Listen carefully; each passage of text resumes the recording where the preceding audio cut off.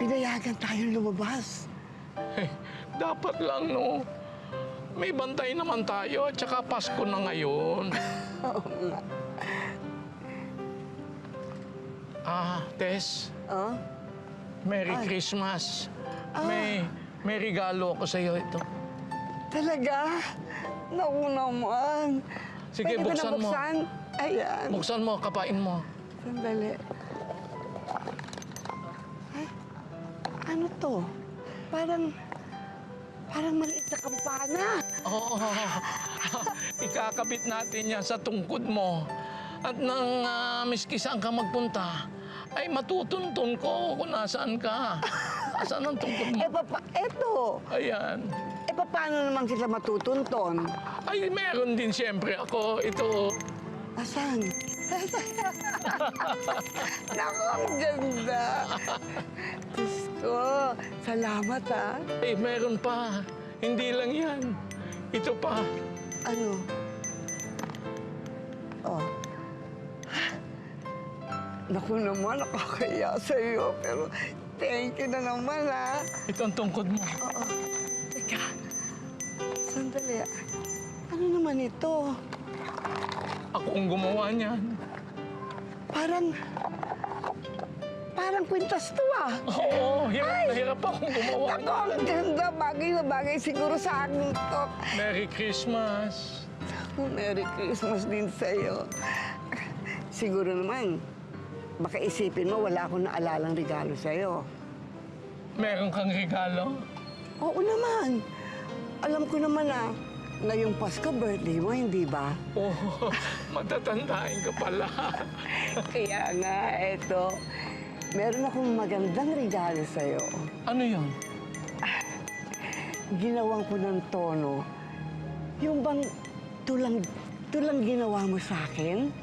Talaga? Oh, sana magustuhan mo. Sige nga. Nakilala kita sa panahong akala ko'y wala nang mahihiling.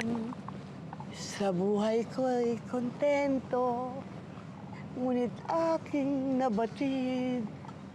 Ako pala ay isang hangal sa pag-aakalang mabubuhay nang walang pagmamahal.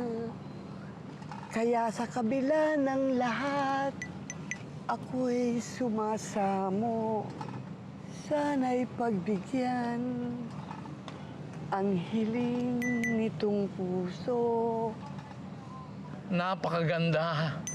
Maraming salamat. Nagustuhan mo? Oo, Merry Christmas. Hindi lang yon. May isa pa akong regalo. Ano yun? Sinasagot na kita. Tayo ng dalawa ngayon. Totoo? Oo. Oo, hindi ka nagbibiro. Wala nang bawian yan. Oo, wala nang bawian.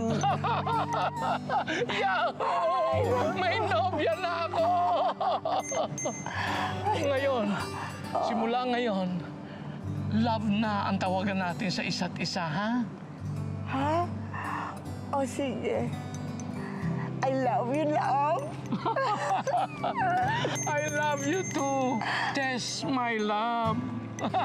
I love you. I love you, Jessie, my love.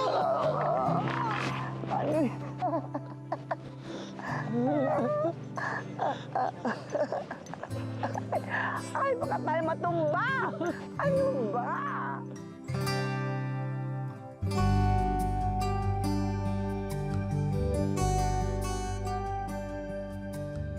Naging masaya ang sumunod na mga buwan sa buhay ni na Lolo Jessie at Lola Tess.